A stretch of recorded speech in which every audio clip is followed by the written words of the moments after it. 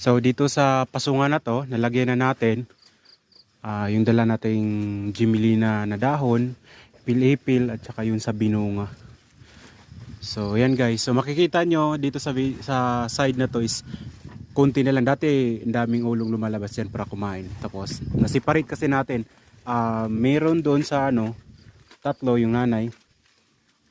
Tapos sila dito, ilan ba to dito? Isa, dalawa, tatlo, 4, 5, 6 yung nandito, 2 lalaki, 4 na babae. Tapos sa other side naman, pakita ko din sa inyo. Yan, so dito naman na side, sa likod banda to. So kailangan pa nating dagdagan ng bubong dito kasi nababasa to eh.